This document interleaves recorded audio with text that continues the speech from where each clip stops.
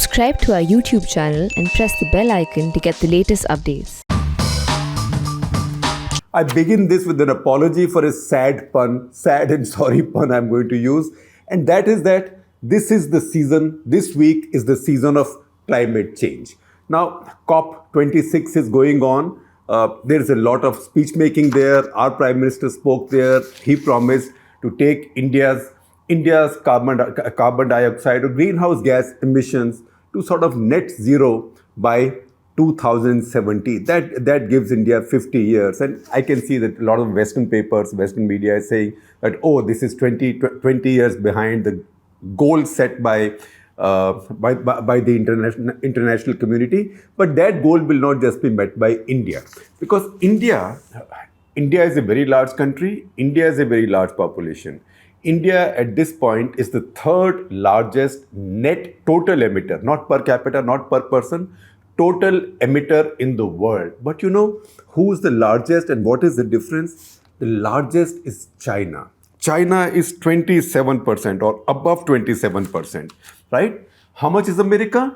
China is at this point, America is about 40% of China. China is 27% total emission. Again, per capita will be less because China's population is more than 4 times as much as America's.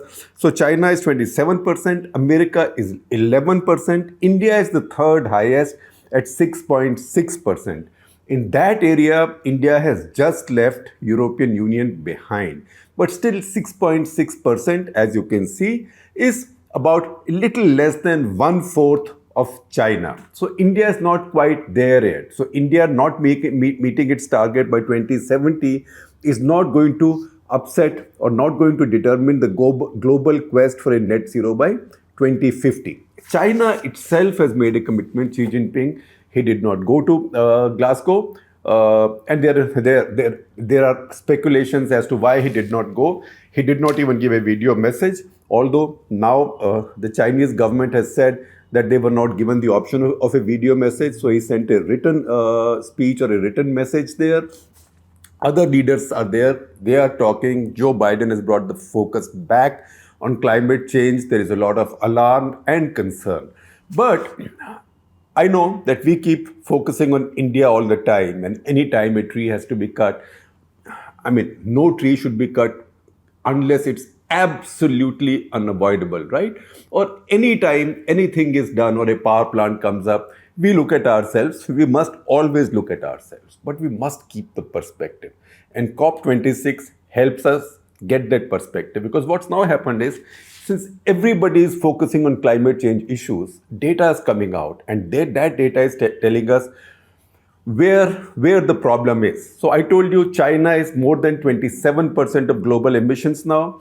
See this article in the New York Times, and this is a very detailed article in the New York Times by a very reputed byline, that is Keith Bradshaw, who tells you, and see his tweet and see the article, I will share the link with you, who says that just the additional coal that China has dug out and burnt during this autumn, because they had a coal shortage and an energy shortage, just the additional coal that they have dug out of the soil and burnt is more than all the carbon dioxide emissions of a country, of an economy the size of Australia, which is again a high carbon per capita economy, or Mexico, right? So just in one autumn season, China has burnt more coal. So that tells you where the scale of the problem is. Scale of the problem comes from China. In fact, it's article on a similar theme has also been written by historian Neil Ferguson. In fact, on top of Keith Bradshaw's tweet, he also tweeted saying that this is the issue and this is the issue that should be discussed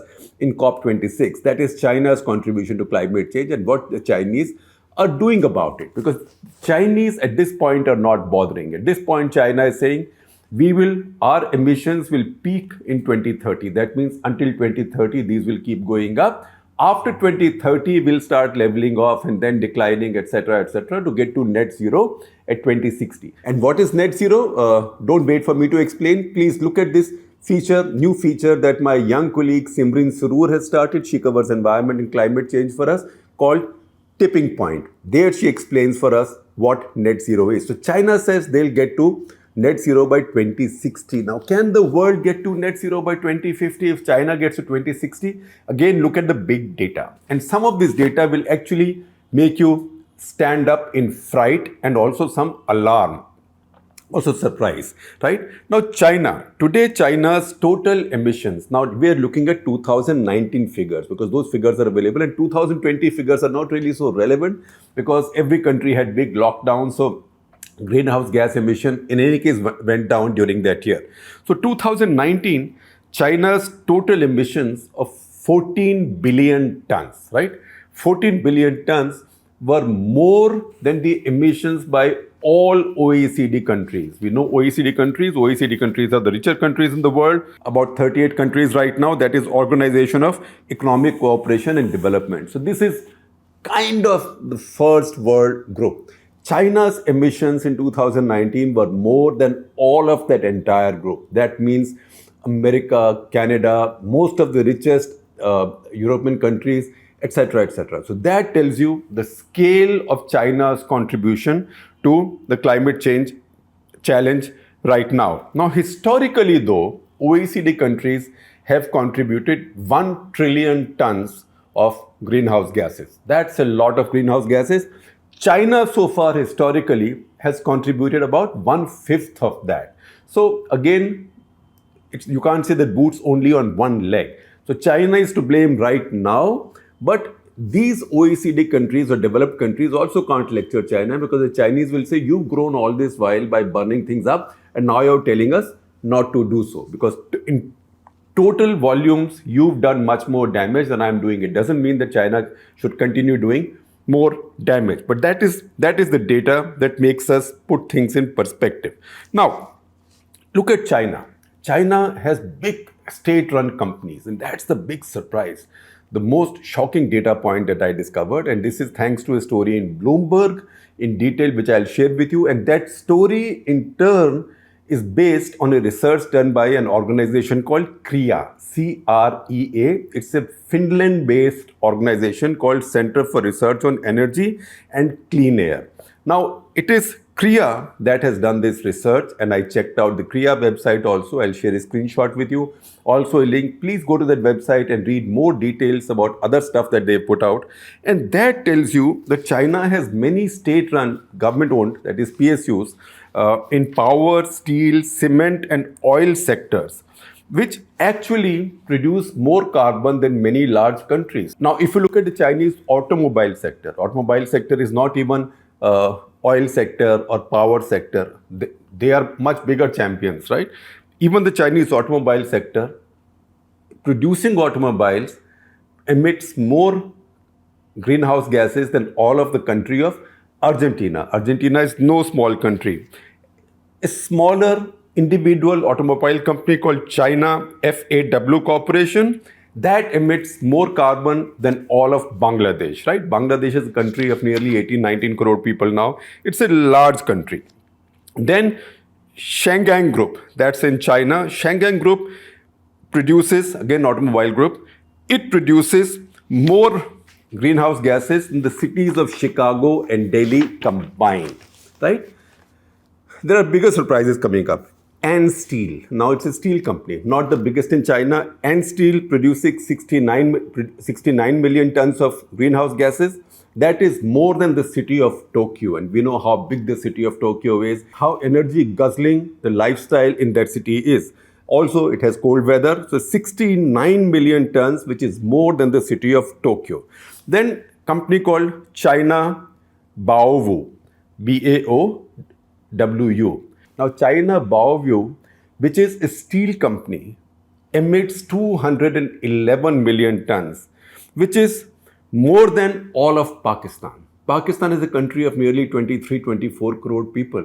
So this just one steel company in China emits more carbon than a country of 23-24 crore people with a huge army, with lots of nuclear weapons, with a cricket team that just beat India in T20 at least, right?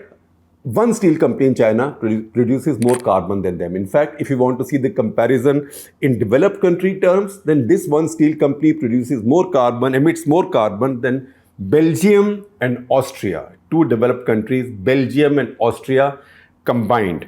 Then Huaning Power International. Huaning Power International emits 317 million tons. That is as much as all of the carbon that UK emits, United Kingdom. That is all of England, Scotland, Northern Ireland, Wales, all of them together, and this one power company in China, that is Huaning Power. Then GD Power Development, they produce at 255 million, more than Malaysia, a country as big and as populous as Malaysia. Then China Petroleum and Chemical Corporation, this is a big daddy. They produce or emit 733 million tons. That's more than Canada and Spain combined, one public sector company from China. So you can see the scale of China's contribution to this. PetroChina is an even bigger daddy, 881 billion tons.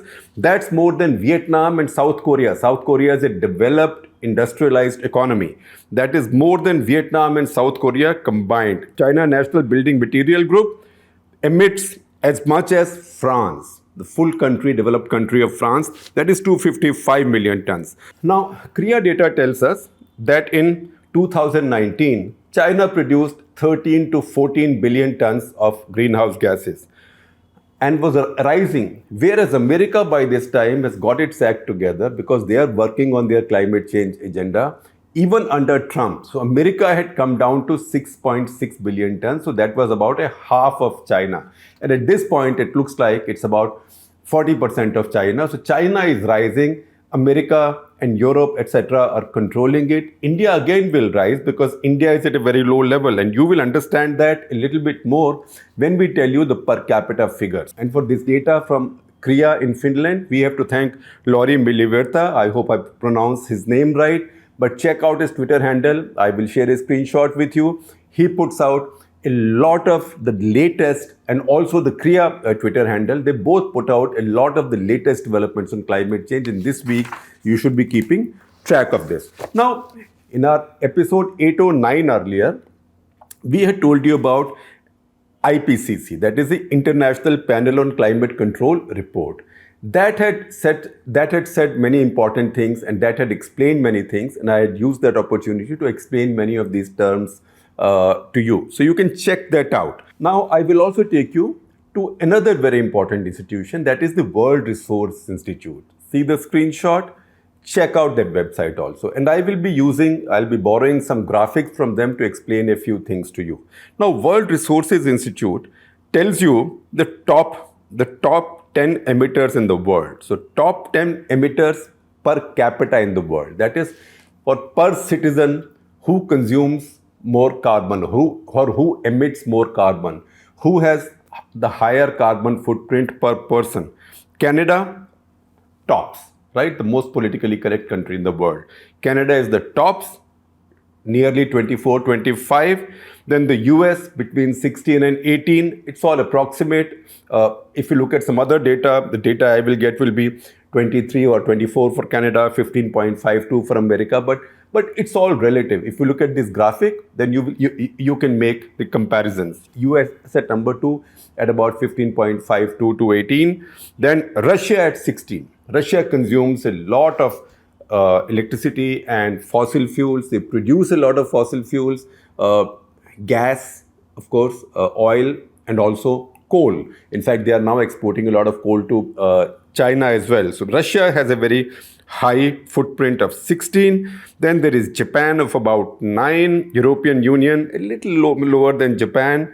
Indonesia, surprise, a little lower than European Union. Now, for Indonesia to have such a high per capita carbon footprint is a surprise, but we also know Indonesians have been cutting a lot of forests to grow palm oil, so all of us can eat our samosas and elsewhere in the world, whatever people like to eat. China has about 7. Brazil is just a little below China. World average is about 6, right? Where is India? India at this point is 1.9, right? So India at this point is almost a fourth of China. Now, that is where it is not fair to put too much pressure on India because India has too much catching up to do. People of India aspire to live a much better standard of living than they do right now, and this will take more energy. That's why India can't commit to any drastic reductions in its own carbon dioxide emissions because that would lead to stalling India's economic growth. India is not such a developed, rich country that it can take a breather from growth. India needs to keep growing. Now, this set of graphics also has details on emissions as a percentage of GDP. So basically, emissions, it's a simple metric, emissions per $1 million in GDP. If you look at that, the biggest champion there is Indonesia. It's 1,000 tons per $1 million of GDP. That's a surprise. It's Indonesia. Number two is China at 700, approximate. Canada at 600, US at little below 400, India below 400. Now, obviously, when India's GDP goes up, this average will come down. So when America, with such a high GDP and high per capita GDP, has such a high average here, that tells you that America is a much bigger sinner than India. Now, in conclusion, I see a lot of commentary in international media and respected international media on how India is too conservative in making commitments on climate change. There, I can do no better than quote from an article by Neil Ferguson. So Neil Ferguson writes in this article, and I quote, "Greta Thunberg likes to rant at Western elite. I would like to hear her explain to ordinary Indians why they should forego indefinitely the domestic comforts in which she was born." And then he goes on to quote an expert, Larry McDonald, who produces something called a Bear Traps report, bear as in Bhalu, Bear Traps report. That's only 7% of Indian households own an air conditioner now, only 7%, which means of the 32 crore households in India, 320 million or 32 crore households in India, only 2.2 crore or only 22 million households have air conditioners in India. So he says, Neil Ferguson says, as global temperatures rise, are we to tell Indians to stew? So Indians will aspire to a better quality of life. So this is a big challenge for everybody. This is a big challenge for India, Bangladesh, Maldives, everybody. But they are not the ones who can resolve this problem. And this pressure should not be on them, burden should not be on them to resolve this problem because of two reasons. One, because they are not such big contributors to global emissions that even if they shut down their economies completely, or if they go into another lockdown, God forbid, of the kind that we had in 2020, it will make such a big difference to global climate change. That action has to come from China, America, Canada, OECD countries in West Asia, Middle East, etc. And the second reason, so you can't put the monkey on their backs that, look, you make these sacrifices, because they can't be asked to protect the rest of the world from the scourge of climate change, which is a result of the ravages to which it has been subjected by the more developed countries over nearly 3 centuries. Because basically, when we calculate when greenhouse gases started rising heavily, it is from about middle of the 18th century, 1750 onwards. And before I go away, here's a question. What is COP26? We know what is happening there, but what does COP stand for? Of course, you could say because climate change, the whole global action is a cop-out, right? That would have been quite apt, but that is not what COP stands for. In the true UN tradition of inventing the most boring names and acronyms, COP actually stands for Conference of Parties.